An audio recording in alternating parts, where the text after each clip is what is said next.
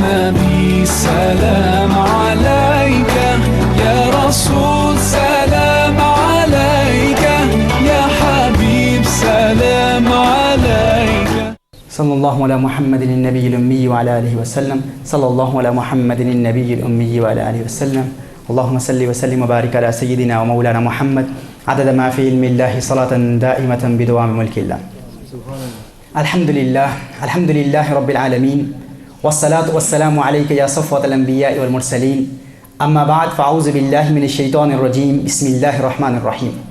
قال الله تبارك وتعالى في القرآن الكريم: من عمل صالحا من ذكر أو أنثى وهو مؤمن فلنحيينه حياة طيبة. صدق الله العظيم وبلغنا رسوله النبی الکریم.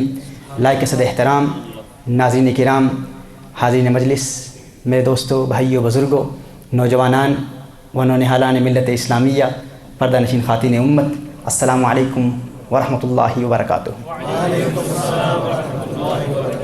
الحمدللہ گزشتہ نشست میں ہم نے رسالت مآب صلی اللہ علیہ وآلہ وسلم کی تعلیمات کے ذریعے خوشحال زندگی کا طریقہ سیکھتے ہوئے 5 نکات پر ہم نے کلام کیا تھا. 5واں نکتہ یہ تھا کہ مسکرانے کی عادت بنا لیں. جو شخص مسکراتا رہتا ہے، مسکراہٹ اسے خوشیاں دیتی ہے. جس طرح جب انسان خوش ہوتا ہے تو خوشی کی ایک علامت یہ ہے کہ خوشحال شخص کو خوشی مسکرانے پر مجبور کر دیتی ہے. جب دل میں خوشی ہو تو خوشی انسان کو مسکرانے پر مجبور کر دیتی ہے. اسی طرح ہم نے سائنٹیفکلی بھی اس پر کافی تفصیل سے کلام کیا کہ ایموشنل ہیلتھ کے ماہرین نے ایک تجربہ کیا جس کا نتیجہ یہ تھا کہ جس طرح خوشی انسان کو مسکرانے پر مجبور کر دیتی ہے، اسی طرح اس کا ایک اپوزٹ افیکٹ بھی ہے. وہ یہ ہے کہ مسکرانا انسان کو خوش رہنے پر مجبور کر دیتا ہے.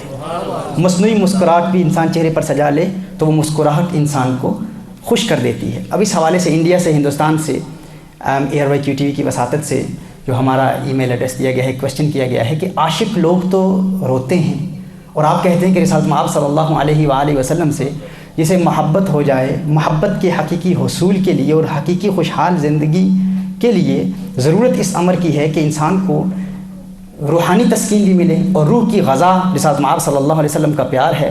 اور جب انسان کو حضور اکرم صلی اللہ علیہ وسلم کی محبت مل جاتی ہے تو محبت مصطفیٰ صلی اللہ علیہ وسلم کے ذریعے انسان کو حقیقی خوشی ملتی ہے. تو یہ کیا وجہ ہے کہ عاشق لوگ اکثر روتے ہیں اور وہ اپنی شاعری میں، اپنے کلام میں بھی رونے کا تذکرہ کرتے ہیں، مغموم رہتے ہیں. آپ کہتے ہیں کہ اگر خوش رہنا چاہتے ہو اور حضور اکرم صلی اللہ علیہ وسلم سے پیار کرنا چاہتے ہو تو اس پیار کا ایک تقاضا یہ بھی ہے کہ انسان مسکراتا رہے. آپ تو مسکرانے کی تعلیم دے رہے ہو لیکن عاشق اکثر روتے ہیں، تو وہ روتے کیوں ہیں؟ تو یاد رکھیے، اس حوالے سے آج کی اس گفتگو کی ابتدا میں اس سوال کا جواب دوں گا. بے شمار لاتعداد سوالات آئے ہیں. انشاءاللہ رفتہ رفتہ ہم ترتیب وار پروگرامز میں انشاءاللہ تعالیٰ سوالات کے جوابات دیتے رہیں گے. امریکہ سے، اسٹیٹ سے بھی بڑے اچھے انٹرسٹنگ سوالات آئے ہیں، ان کے بھی انشاءاللہ ہم جواب دیں گے انشاءاللہ جب موقع ملے گا. تو آج چونکہ یہ اسی تسلسل میں 5ویں نکتے پر ہم نے گزشتہ محفل میں بات کی تھی، تو اس حوالے سے اس بات کی وضاحت کر دوں کہ دیکھیے، جب انسان خوش ہوتا ہے تو خوشی کی علامت کیا ہے کہ خوشی انسان کو مسکرانے پر مجبور کر دیتی ہے. جب انسان خوش ہوتا ہے تو مسکراتا ہے، لیکن جب یہ خوشی ایک حد تک ہوتی ہے، محدود خوشی ہوتی ہے، تو انسان خوشی کے بعد مسکراتا ہے.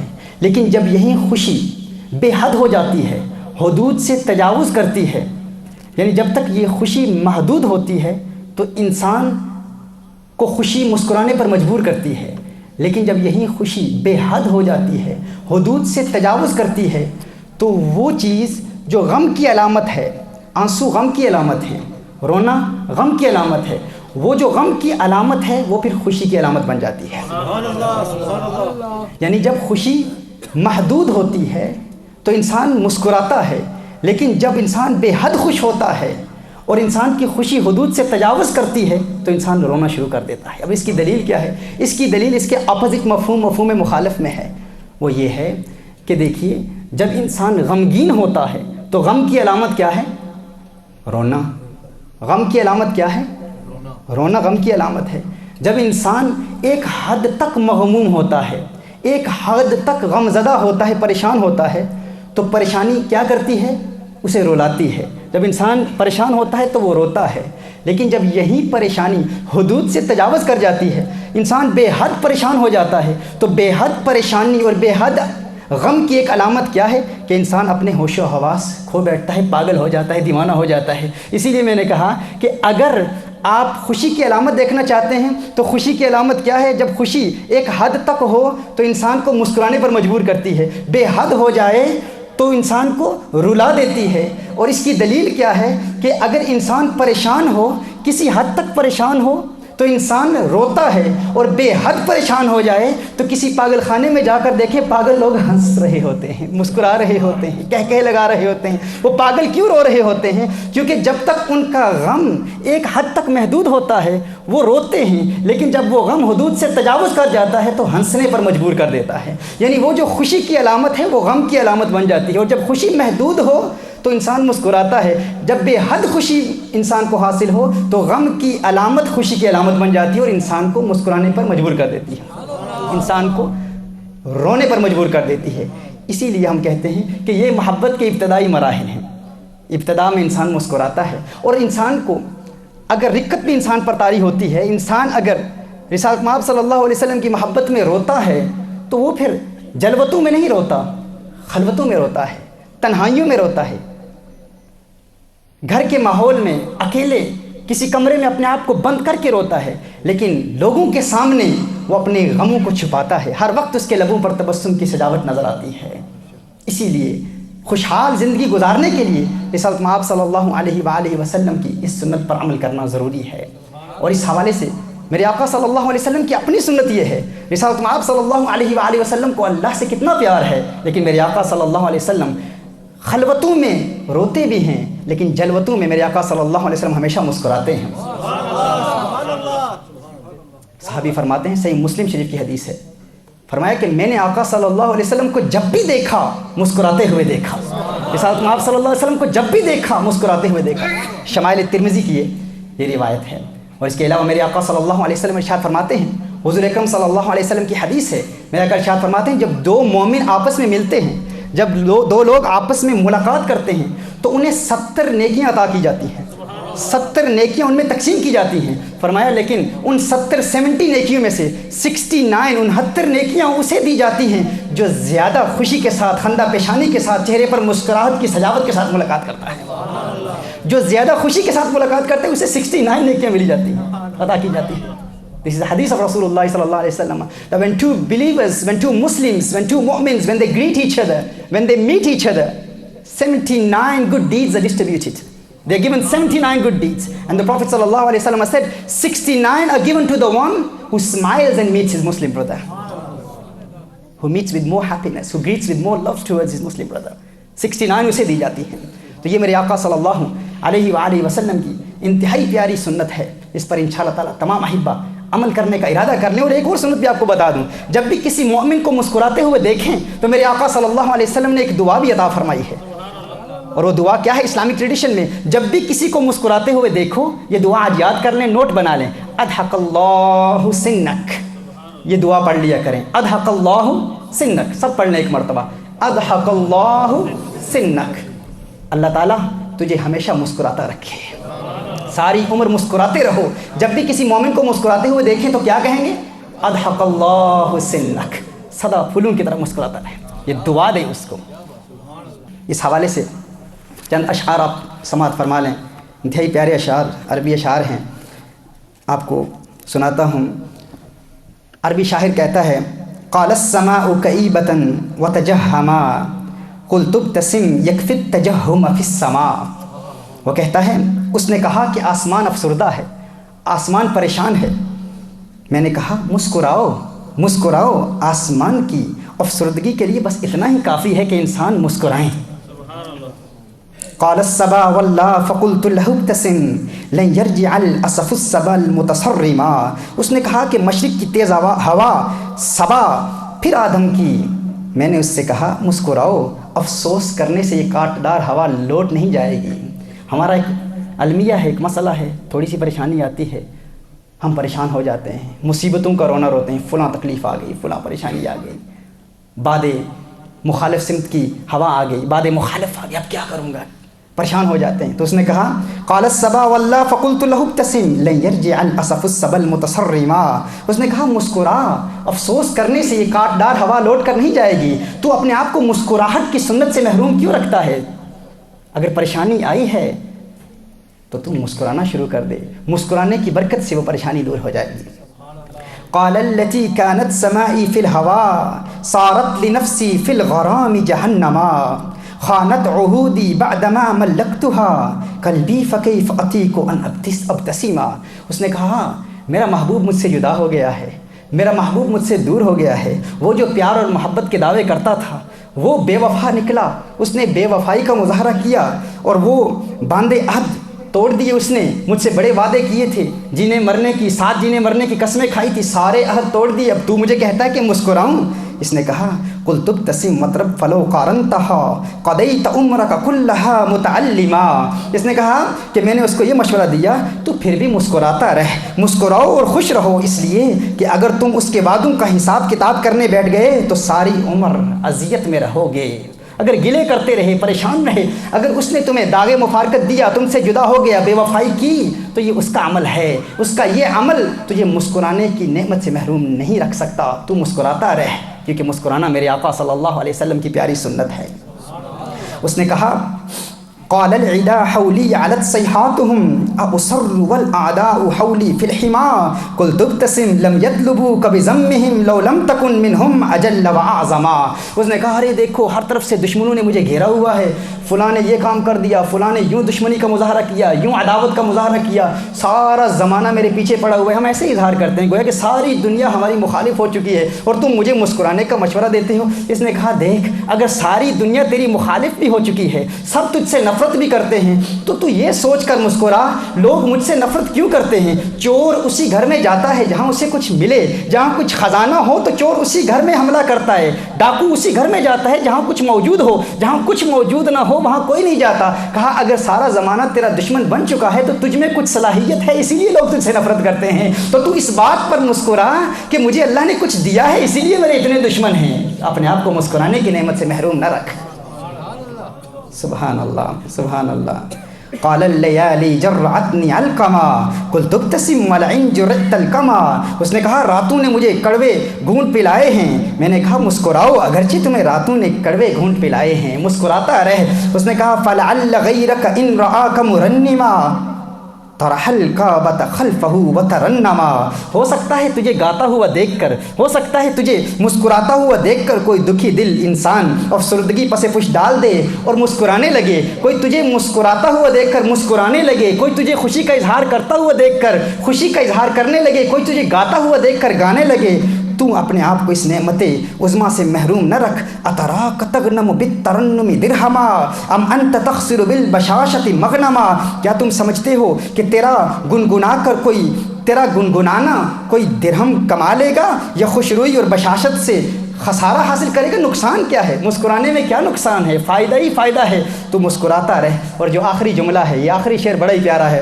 اس نے کہا فضحک فإن الشہب تضحک والدجا متلاطم ولذا نحب الانجما. اس نے کہا کہ دیکھ خوشی میں تو ہر کوئی مسکراتا ہے، خوشیوں میں تو ہر کوئی مسکراتا ہے، لیکن حقیقی مومن وہ ہے، دانش مند وہ ہے، سمجھدار وہ ہے جو غم میں مبتلا ہو پھر بھی مسکراتا رہے، اور جو غمگین ہو مسکرائے دنیا اس سے پیار کرتی ہے. کیسے؟ کہا کہ تو دیکھتا نہیں ہے، کیا تو دیکھتا نہیں کہ جب رات کی تاریکی چھا جاتی ہے، جب ہر طرف تاریکیاں پھیل جاتی ہیں، اس وقت ستارے چمکتے دھمکتے ہیں.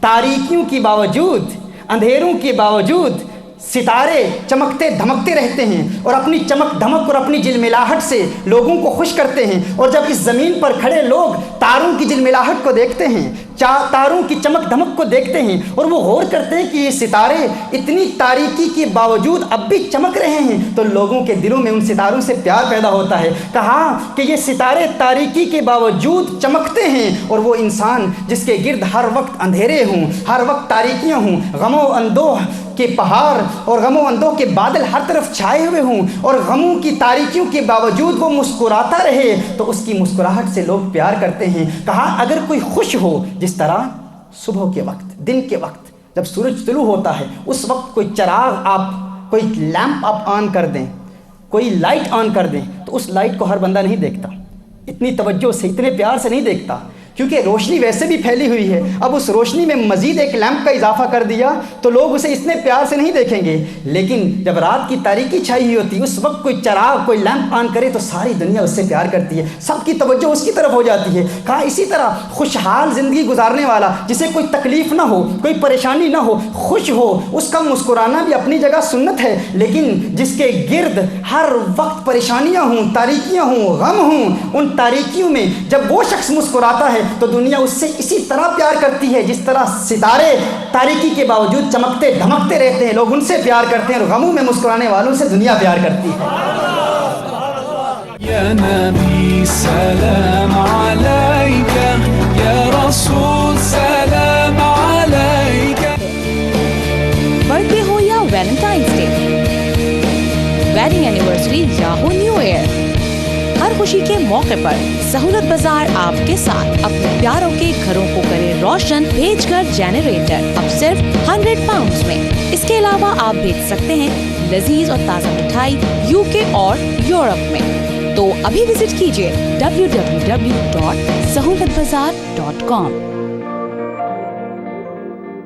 یا نبی سلام علیکہ، یا رسول سلام علیکہ۔ مسکرانے کی عادت بنا لیجئے، میرے آقا صلی اللہ علیہ وآلہ وسلم کی سنت ہے، اور خوشحال زندگی گزارنے کے لیے یہ ایک انمول تحفہ ہے جو اس پلیٹ فارم پر آپ کو دیا جا رہا ہے۔ آئیے، یہ 5واں نقطہ تھا۔ 6واں نقطہ کیا ہے؟ قرآن کریم کی تلاوت انسان کو خوشیاں دیتی ہے۔ جو انسان قرآن کریم کی تلاوت کی عادت بنا لے اللہ عز و جل اسے خوشیاں دیتا ہے۔ یہ پوائنٹ نمبر 6 ہے، 6واں نقطہ، رسالت مآب صلی اللہ علیہ وسلم کی تعلیمات کے ذریعے خوشحال زندگی گزارنے کا طریقہ۔ حضرت براء بن عازب رضی اللہ تعالیٰ عنہ فرماتے ہیں، ایک مرتبہ، وہ صحیح مسلم شریف کی حدیث ہے، سیدنا براء بن عازب رضی اللہ تعالیٰ عنہ میرے آقا صلی اللہ علیہ وسلم کے صحابی ہیں، صحابی رسول صلی اللہ علیہ وسلم رضی اللہ تعالیٰ عنہ سورہ کہف کی تلاوت کر رہے تھے۔ سورہ کہف کی تلاوت کے دوران وہ دیکھتے ہیں اور ان کا گھوڑا، ان کا ہورس 2 لمبی رسیوں کے ساتھ بندھا ہوا تھا۔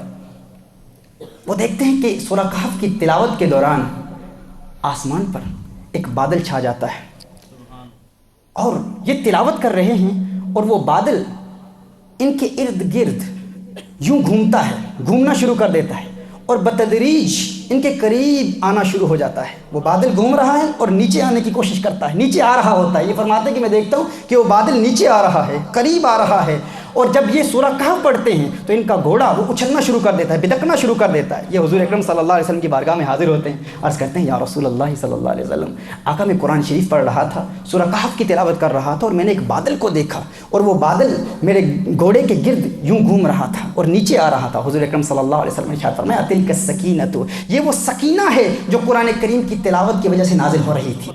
اسی طرح حضرت اسید بن حضیر رضی اللہ تعالیٰ عنہ، ان کے ساتھ بھی ایک ایسا ہی واقعہ پیش آیا۔ قرآن کریم کی تلاوت کر رہے تھے، وہ دیکھتے ہیں کہ تلاوت کے دوران ان کی گھوڑی وہ بدکنا شروع ہو گئی، اچھلنا شروع ہو گئی، اور دیکھا کہ اس کے اوپر ایک بڑا سائبان ہے، اور اس سائبان کے اندر چراغ نما روشنیاں ہیں، لیمپس ہیں، اور وہ لیمپس اوپر کی طرف پرواز کر رہے ہیں، روشنیاں اوپر جا رہی ہیں۔ حضور اکرم صلی اللہ علیہ وسلم کی بارگاہ میں حاضر ہوتے ہیں، عرض کرتے ہیں یا رسول اللہ صلی اللہ علیہ وسلم، میں قرآن کریم کی تلاوت کر رہا تھا اور اچانک ایک سائبان دیکھا اور اس میں چراغ ہیں، روشنیاں ہیں۔ میرے آقا صلی اللہ علیہ وسلم نے ارشاد فرمایا کہ یہ وہ ملائکہ ہیں جو تیرے قرآن کی وجہ سے نازل ہو رہے تھے، فرشتے ہیں۔ اور یہاں یہ آپ کو بات بتا دوں کہ قرآن کریم، اور یہ ایک ایسی چیز ہے، یہ ایک سائنٹیفکلی پروون فیکٹ ہے، this is something that has been proven scientifically, کہ قرآنک ریسائٹیشن، جب انسان قرآن کریم پڑھتا ہے تو اس کے دل پر اللہ عز و جل کی طرف سے ایسے اثرات مرتب ہوتے ہیں کہ وہ پریشان ہو، غمگین ہو، اس کی پریشانی دور ہو جاتی ہے۔ امریکہ میں US میں ایک تحقیق کی گئی، ایک تجربہ کیا گیا کہ قرآن کریم کی آیات کیا واقعی انسان کے دل کو اطمینان دیتی ہیں، سکون دیتی ہیں۔ 3 قسم کے گروپس والنٹیئرز کو بٹھایا گیا، ایک تو وہ مسلمان جو عربی زبان سمجھتے ہیں، اور ایک وہ مسلمان جو عربی زبان بولتے سمجھتے نہیں ہیں، اور ایک وہ غیر مسلم جو عربی زبان نہیں سمجھتے ہیں۔ ان 3 کو بٹھا کر یہ تجربہ کیا گیا، قرآن کریم پلے کیا گیا، قرآن کریم کی آیات کو پلے کیا گیا، اور دیکھا گیا کہ کیا قرآن کریم کی آیات کے ذریعے ان کے دل پر کچھ اثرات مرتب ہوتے ہیں کہ نہیں؟ کیا واقعی ان کو ریلیکسیشن ملتی ہے کہ نہیں؟ سکون ملتا ہے کہ نہیں؟ وہ کہتے ہیں کہ ایک حیرت انگیز ڈسکوری ہم نے کی کہ وہ مسلمان جو عربی سمجھتے ہیں اور وہ مسلمان جو عربی نہیں سمجھتے اور وہ غیر مسلم جو عربی نہیں سمجھتے، ان تمام کے دلوں پر قرآن کریم ایسے اثرات مرتب کر رہا تھا کہ ان کے دل کو راحت مل رہی تھی، سکون مل رہا تھا۔ ان کے ہارٹ ریٹس کو مانیٹر کیا گیا اور ان کی مسل ٹینشن کو اور ان کی ریلیکسیشن کو مانیٹر کیا گیا، دیکھا گیا کہ کس طرح قرآن کریم ان کے دل پر اثرات مرتب کرتا ہے، اور کہا کہ یہ حیرت انگیز نتیجہ ہم نے اخذ کیا کہ قرآن کریم کی آیات کی تلاوت نہ صرف مسلمانوں کو سکون دیتی ہے، نہ صرف عربی سمجھنے والے مسلمانوں کو سکون دیتی ہے، بلکہ غیر مسلم جو عربی نہیں سمجھتے اور وہ مسلمان جو عربی نہیں سمجھتے ان کو بھی قرآن کریم کے ذریعے راحت ملتی ہے، سکون ملتا ہے۔ اور کہا ایک عجیب و غریب حیرت انگیز نتیجہ نکالا گیا، وہ یہ تھا کہ قرآن کریم کی وہ آیات جن میں جنت کا تذکرہ ہے، جن میں اللہ عز و جل کی نعمتوں کا تذکرہ ہے، جب وہ آیات پلے کی جاتی تو ان کا ان کے دل پر زیادہ اثر ہوتا اور ان کو مزید سکون ملتا، مزید ان کو خوشی ملتی اور ان کے دل میں راحت پیدا ہوتی۔ اللہ عز و جل کی کتنی بڑی نعمت ہے۔ آج ہم یہ ارادہ کر لیں، دل سے پختہ ارادہ کر لیں کہ انشاءاللہ اگر ہم خوشحال زندگی چاہتے ہیں تو ہم قرآن کریم کی تلاوت کریں گے۔ یہ پوائنٹ نمبر 6 ہے۔ پوائنٹ نمبر 7، رسالت مآب صلی اللہ علیہ وآلہ وسلم کے ذریعے تعلیمات کے ذریعے انسان کو قلبی سکون کیسے ملتا ہے، اطمینان کیسے ملتا ہے۔ پوائنٹ نمبر 7 یہ ہے، لوگ سمجھتے ہیں کہ مال جمع کر لینا، دولت جمع کرنا انسان کو سکون دیتا ہے، لیکن اس وقت ایموشنل ہیلتھ کے ماہرین اور سائیکالوجسٹس وہ بھی اس بات پر متفق ہو رہے ہیں، اکثر کا اتفاق ہو چکا ہے کہ اگر انسان خوشحال زندگی گزارنا چاہتا ہے تو دولت سے انسان کو خوشی نہیں ملتی، مال جمع کرنے سے انسان کو حقیقی خوشی حاصل نہیں ہوتی۔ وہ کہتے ہیں اوائڈ کنزیومرزم، کنزیومرزم کو اوائڈ کیا جائے۔ اگر خوشحال زندگی چاہتے ہو، کنزیومرزم کیا ہے؟ یہ ایک فلسفی ہے، یہ ایک سوچ ہے، to buy things for the sake of buying, جمع کرنا دولت کو جمع کرنے کی خاطر ہی جمع کرنا۔ اٹ از این آئیڈیالوجی، ایک ایسی فکر ہے، ایسی سوچ ہے، ایک فلسفہ ہے کہ انسان زندگی گزارتا ہی اسی لیے ہے تاکہ دولت جمع کرے، and this is associated with greed. اس میں ایک لالچ اور طمع کا عنصر پایا جاتا ہے، یعنی وہ لوگ جو دولت فقط اس لیے جمع کرتے ہیں، مال اس لیے جمع کرتے ہیں کہ مال جمع کیا جائے، یعنی جب وہ اپنی جائیداد دیکھتے ہیں، اپنی زمینیں دیکھتے ہیں، اپنی دولت دیکھتے ہیں، اپنے گھر دیکھتے ہیں، گاڑیاں دیکھتے ہیں، بنگلے دیکھتے ہیں، تو انہیں خوشی حاصل ہوتی ہے۔ یعنی فقط مال جمع کرنے کے لیے ہی مال جمع کرتے رہنا، اس سے انسان کو خوشی حاصل نہیں ہوتی، اس سے انسان کو سکون حاصل نہیں ہوتا۔ اور اکثر ایسے مالدار لوگ، دولت مند لوگ اگر آپ دیکھیں تو وہ زندگی کی خوشیوں سے لطف اندوز نہیں ہو پاتے، انہیں سکون حاصل نہیں ہوتا۔ ایسے لوگوں کو ہالیڈیز پر جانے کا موقع نہیں ملتا، اگر وہ جائیں بھی کسی ساحل سمندر پر قدرتی حسن کو دیکھنے کے لیے جائیں بھی تو ان کا جسم ہالیڈیز پر ہوتا ہے، لیکن دل و دماغ پھر بھی کام میں ملوث ہے، پریشان ہے، ٹیلی فون ہاتھ میں ہے، موبائل فون ہاتھ میں ہے، دل پھر بھی ہالیڈیز پر نہیں ہے۔ اور کچھ تو ایسے ہوتے ہیں کہ جو اپنے گھر میں، چونکہ دولت اللہ نے دی ہے، مال انہیں ملا ہے، وہ اپنے گھر میں ہی ایک خوبصورت باغ بنا لیتے ہیں، پیارے باغیچے بنا لیتے ہیں، اپنے گھر میں ہی ایک سوئمنگ پول بنا لیں گے، مختلف خوش رنگ پھول بنا لیں گے اور خوشبودار باغات اپنے گھر میں بنا لیں گے۔ 80s کی ایک سٹڈی میں ایک تجزیہ کیا گیا کہ اکثر ایسے مالدار لوگ جن کو ہالیڈیز پر جانے کا موقع ہی نہیں ملتا کیونکہ وہ اتنے مصروف ہوتے ہیں، دولت تو ساری موجود ہے، وہ اپنے گھر میں باغات بنا لیتے ہیں، لیکن اپنی فیملی کے ساتھ، اپنے بچوں کے ساتھ ایک کپ آف ٹی، ایک چائے کا کپ بھی سکون کے ساتھ پینے کا ان کو موقع نہیں ملتا۔ وہ ان بلبل کا ترنم سنتے ہیں، وہ کوئل کی کوک شاید سنتے ہوں کہیں، شاید قدرت کے حسین مناظر انہیں نظر آتے ہوں، لیکن جب وہ دیکھتے ہیں ان سے لطف اندوز نہیں ہو پاتے۔ اور دوسری جانب دیکھیں کہ ایسا غریب فرد جو پورا دن صبح سے شام تک مزدوری کرتا ہے، محنت کرتا ہے، اور محنت و مزدوری کے بعد پسینے میں شرابور ہو کر رات پر امن پرسکون نیند وہ سوتا ہے، اس کا سکون اور اس کی لائف کے ایڈونچرز اور اس مالدار شخص کی زندگی کی بوریت کا موازنہ ہی نہیں کیا جا سکتا۔ اس شخص کو ایک چھوٹی سی خوشی ملتی ہے، وہ اس چھوٹی سی خوشی سے کتنا لطف اندوز ہوتا ہے، اور اسے بڑی بڑی خوشیاں مل جاتی ہیں، بہت زیادہ مسرتیں ملتی ہیں، لیکن ان سے لطف اندوز نہیں ہو پاتا، ان سے سکون حاصل نہیں کر پاتا، ان سے وہ لطف نہیں اٹھا سکتا، کیونکہ وہ کسی بڑی خوشی کے انتظار میں ان چھوٹی چھوٹی خوشیوں سے محروم ہو جاتا ہے، اپنے بچوں کو وقت نہیں دے پاتا۔ یاد رکھیے، دولت انسان کو خوشی نہیں دیتی۔ انسان دولت کے حصول کے لیے، مال جمع کرنے کے لیے شب و روز محنت کرتا ہے۔ مولا علی کرم اللہ وجہ کریم فرماتے ہیں کہ بے شمار لوگ ایسے ہیں جو اپنی صحت برباد کرتے ہیں دولت کے حصول کے لیے، دولت حاصل کرنے کے لیے ساری زندگی محنت کرتے ہیں اور دولت کے حصول میں اپنی صحت برباد کر دیتے ہیں، آدھی زندگی دولت حاصل کرنے کے لیے اپنی صحت برباد کر دیتے ہیں اور باقی زندگی اس صحت کو حاصل کرنے کے لیے اس دولت کو برباد کر دیتے ہیں۔ نہ دولت ملتی ہے، نہ صحت ملتی ہے، نہ راحت ملتی ہے، نہ سکون ملتا ہے، دونوں برباد ہو جاتے ہیں۔ تو کنزیومرزم کو اوائڈ کیا جائے، اس کا طریقہ کیا ہے؟ مالدار لوگ جن کے پاس اللہ نے ان کو دولت دی ہے، وہ خوشی کیسے حاصل کریں؟ اس حوالے سے آج کی اس خوبصورت بزم میں چند نکات آپ لکھ لیں۔ ایسے لوگوں کے لیے خوشی حاصل کرنے کا طریقہ یہ ہے، سب سے پہلا عمل یہ ہے کہ ہر روز صبح اٹھتے ہی جب آنکھ کھلے نماز ادا کریں اور کہیں باغ میں جا کر کبوتروں کو دانے ڈالیں، بطخوں کو کھانا کھلائیں، اللہ کی مخلوق کی خدمت کریں۔ جب آپ ان کبوتروں کو کھانا کھاتے ہوئے یا بطخوں کو یا اللہ کی مخلوقات کو کھانا کھاتے ہوئے دیکھیں گے، اس وقت جو خوشی کی لہر آپ کے اندر دوڑے گی اور آپ کو جو خوشی حاصل ہوگی، جو سکون حاصل ہوگا، انسان اس کو بیان ہی نہیں کر سکتا۔ ان ممالک میں آپ ویسے ہالیڈیز پر اگر جاتے ہوں، سفر پر جاتے ہیں، کاروباری بزنس کے ٹرپس پر آپ جاتے ہیں، بجائے اس کے کچھ وقت نکالیں، ایسے ممالک میں جائیں جہاں یتیم بچے ہیں، ان کی کفالت کی ذمہ داری لے لیں، ان کی تعلیم کی ذمہ داری لے لیں۔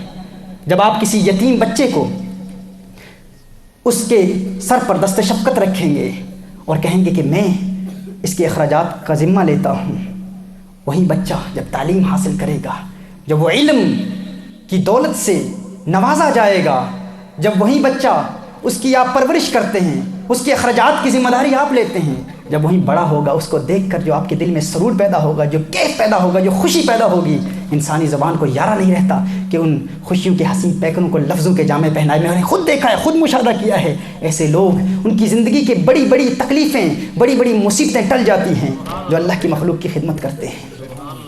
ایک یہ ارادہ کر لیں انشاءاللہ، جنہیں اللہ نے نوازا ہے وہ اللہ کی مخلوق کی یوں خدمت کریں گے۔ یا نبی سلام علیکہ، یا رسول سلام علیکہ۔ تیسرا عمل یہ ہے، اگر آپ چاہتے ہیں کہ اللہ نے آپ کو اگر نوازا ہے، اور یہ صرف میں کوئی ملینئر سے بات نہیں کر رہا، ہر فرد یہ کام کر سکتا ہے، برطانیہ میں رہنے والے تو ہر فرد یہ ذمہ اٹھا سکتا ہے، ہر شخص یہ کام کر سکتا ہے، یہاں تو اللہ نے سب کو نوازا ہے۔ ایک یہ عمل بھی ہے کہ آپ اللہ کی مخلوق کو رہائی دلوائیں، آزاد کریں۔ ایسے پرندے جن کو پنجروں میں بند کیا جاتا ہے، آپ ان کو خرید کر آزاد کریں۔ جب آپ اس پنجرے کا دروازہ کھولیں گے اور اس پرندے کو پر مارتا ہوا اڑتا ہوا دیکھیں گے، پھر دیکھیے آپ کی خوشی کی پرواز کا عالم کیا ہوگا، آپ کے دل میں جو سکون کی کیفیت پیدا ہوگی۔ یہ وہ چھوٹی چھوٹی باتیں ہیں جن کے ذریعے انسان خوشی حاصل کر سکتا ہے۔ اور انسان سمجھتا ہے کہ نہیں، دولت جمع کرنے سے خوشی ملتی ہے، دولت جمع کرنے سے خوشی حاصل نہیں ہوتی۔ اللہ کی راہ میں دولت کو خرچ کرنا، اللہ کی مخلوق کی خدمت کرنا، یہ خوشی کا باعث بنتا ہے اور سکون کا باعث بنتا ہے۔ میرے آقا صلی اللہ علیہ وآلہ وسلم کا فرمان عالی شان ہے، من یسر علی مؤسر یسر اللہ علیہ فی الدنیا والآخرہ واللہ فی عون العبد ما دام العبد فی عون اخیہ۔ صحیح مسلم کی حدیث کے ساتھ محمد صلی اللہ علیہ وسلم ارشاد فرماتے ہیں کہ جو شخص کسی کی تنگ دستی دور کرے، کسی کی تکلیف دور کرے، کسی کی تنگی اور پریشانی کو دور کرے اور اسے آسانیاں دے، اللہ عز و جل اسے دنیا میں بھی آسانیاں دیتا ہے، آخرت میں بھی آسانیاں دیتا ہے۔ اللہ اسے دنیا میں بھی خوشیاں دیتا ہے اور آخرت میں بھی خوشیاں دیتا ہے۔ واللہ فی عون العبد ما دام العبد فی عون اخیہ، کہ جو شخص اپنے بھائی کے کام کرتا رہتا ہے، جس وقت تک وہ اللہ کی مخلوق کی خدمت کرتا رہتا ہے، اپنے بھائی کے کام میں مشغول رہتا ہے، اللہ اس کے کام کرتا رہتا ہے۔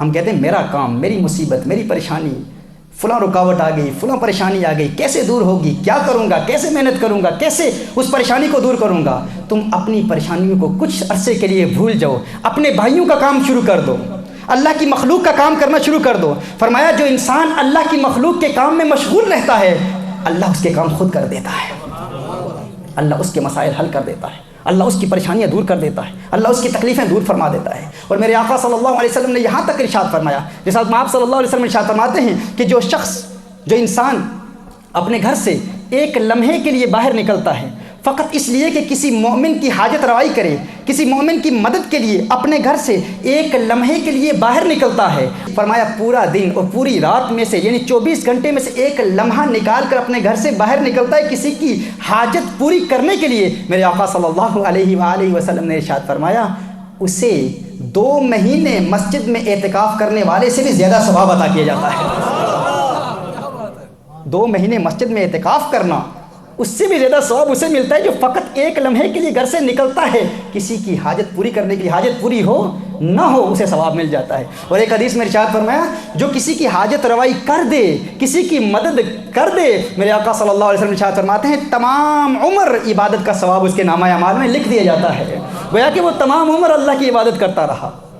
رسالت میں آپ صلی اللہ علیہ وسلم نے ارشاد فرمایا اگر کوئی شخص کسی مغموم کو خوشی دے، کسی پریشان حال کو خوش کر دے، کسی پریشان شخص کو خوشی دے اور کسی مظلوم کو رہائی دے تو 73 مغفرتیں اس کے نامہ اعمال میں لکھ دی جاتی ہیں۔ اللہ عز و جل اس سے 73 مغفرت مرحمت فرماتا ہے۔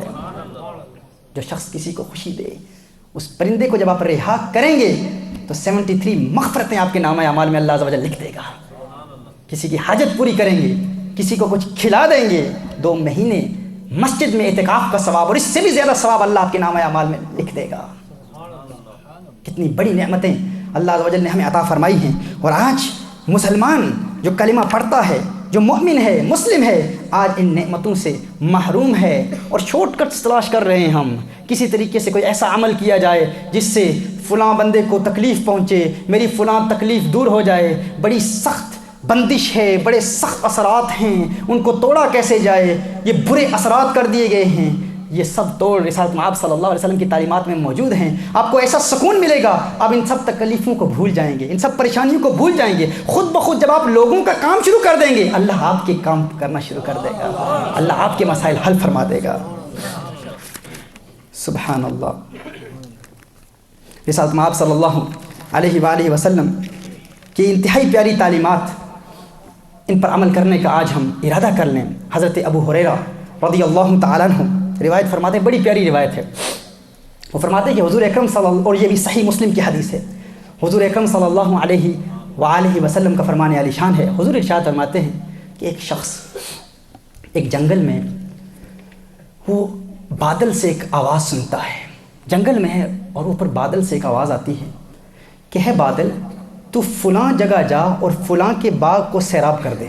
جنگل میں ہے یہ شخص، صحیح مسلم کی حدیث ہے، سیدنا ابو ہریرہ رضی اللہ تعالیٰ عنہ راوی ہیں، ایک شخص جنگل میں بادل سے ایک صدا سنتا ہے اور کلاؤڈ سے ایک آواز آتی ہے، اور وہ آواز کیا ہے بادل تو فلاں جگہ جا اور فلاں شخص کے باغ کو سیراب کر دے، یعنی وہاں اس باغ پر پانی برسا۔ یہ بادل کو دیکھتا ہے کہ بادل وہاں سے موو ہو جاتا ہے، متحرک ہوتا ہے۔ یہ بادل کا تعاقب کرتا ہے، جہاں بادل جا رہا ہے وہ پیچھے پیچھے جا رہا ہے، اور وہاں پہنچ جاتا ہے جہاں بادل برستا ہے۔ جب دیکھتا ہے کہ بادل ایک باغ پر برس رہا ہے، دیکھتا ہے کہ ایک شخص وہاں موجود ہے اور وہ ایک نالا بادل کی برسات سے بھر گیا ہے، اور ایک شخص وہاں اپنے ایک پھاوڑے کے ساتھ، ایک بیلچے کے ساتھ وہ اس پانی کو آگے پیچھے کر رہا ہے۔ یہ اس کے پاس جاتا ہے اور کہتا ہے اے اللہ کے بندے تیرا نام کیا ہے؟ یہ اپنا نام بتاتا ہے اور پوچھتا ہے تو نے میرا نام کیوں پوچھا؟ اس نے کہا تیرے چرچے تو بادلوں میں ہو رہے ہیں۔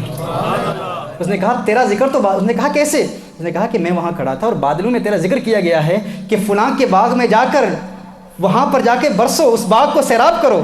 اس نے کہا تیرا کیا عمل ہے؟ اس نے کہا تو جانتا ہے میری حقیقت کو، تو تجھے بتا دیتا ہوں کہ میں اپنے باغ پر نظر رکھتا ہوں، اپنے باغ کی پیداوار پر نظر رکھتا ہوں، اور پھر اس کو تقسیم یوں کرتا ہوں کہ اس کو 3 حصوں میں تقسیم کرتا ہوں۔ 1/3 اس باغ کی اپنے گھر کے اخراجات پر خرچ کرتا ہوں، اور دوسرا 1/3 اس کا میں باغ پر ہی لگا دیتا ہوں، اور تیسرا 1/3 یعنی 1/3 دوسرا حصہ، تیسرا حصہ اس نے کہا یہ 1/3 1/3 میں اللہ کی راہ میں صدقہ کر دیا کرتا ہوں، اللہ کی راہ میں دے دیتا ہوں۔ یعنی وہ یوں تقسیم کرتا ہے۔ اور کیجئے جو اللہ کی مخلوق کی خدمت کرے اس کے چرچے پھر بادلوں میں ہوتے ہیں، آسمانوں میں ہوتے ہیں، اور اللہ عز و جل اسے کیسی مدد کرتا ہے، وہ تنگ دستی کا شکار نہیں ہوتا، اللہ عز و جل اسے وسعتیں عطا فرماتا ہے، اللہ عز و جل سے برکتیں عطا فرماتے ہیں۔ خواجہ خواجگان خواجہ معین الدین چشتی اجمیری رحمۃ اللہ تعالی علیہ کیا ارشاد فرماتے ہیں؟ وہ فرماتے ہیں انسان سمجھتا ہے کہ میں اپنی ہمت، اپنی محنت، اپنی جد و جہد، اپنی توبہ، اپنی کاوش کے ذریعے، اپنے تقوی اور پرہیزگاری کے ذریعے جہنم کی آگ سے بچ سکتا ہوں۔ فرمایا بڑا مشکل کام ہے،